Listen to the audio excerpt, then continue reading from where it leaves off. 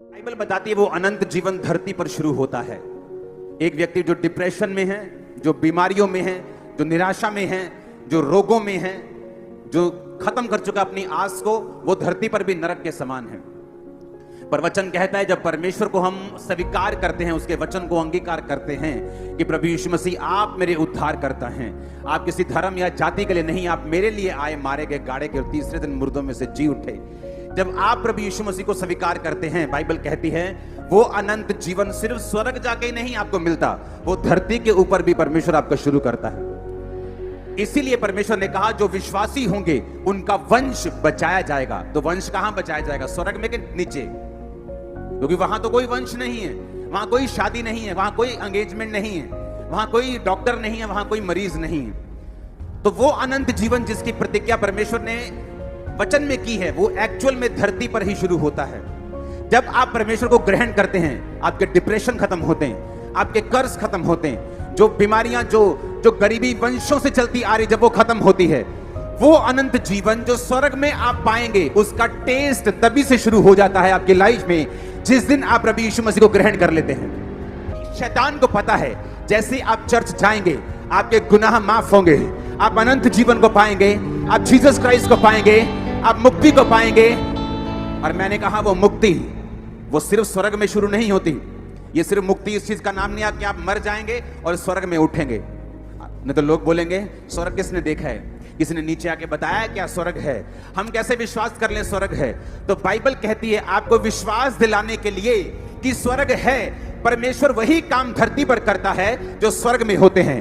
वो आपको बीमारियों से मुक्त करता है जैसे स्वर्ग में है, वो आपको चिंताओं से मुक्त करता है जैसे स्वर्ग में है, वो आपको कलेशों से मुक्त करता है, डिप्रेशन से मुक्त करता है, श्रापों से मुक्त करता है जैसा स्वर्ग में है।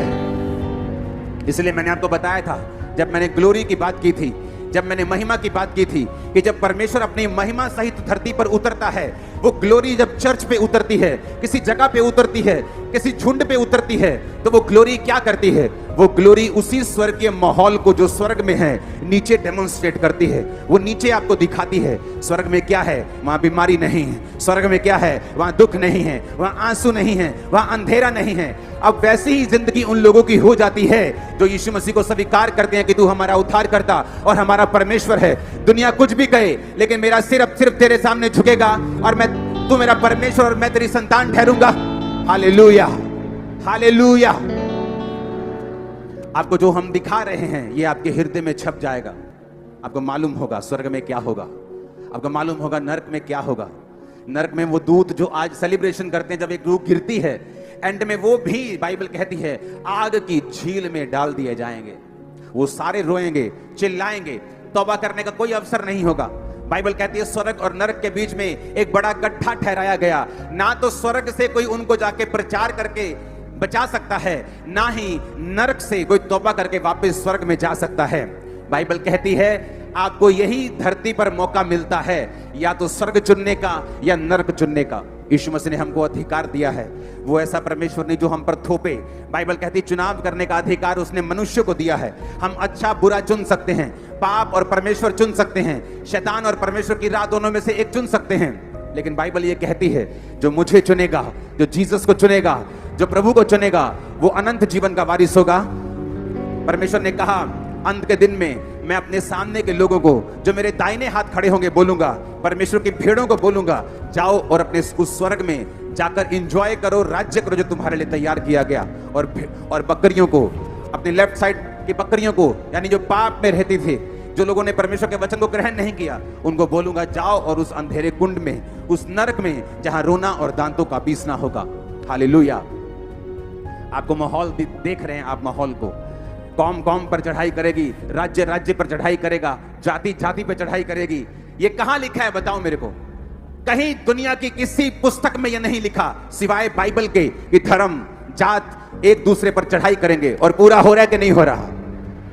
वो बाइबल सच है, वो जानती है फ्यूचर को भी, आने वाले समय को भी। ये सभी निशानियां हैं, हमें तैयार रहना है।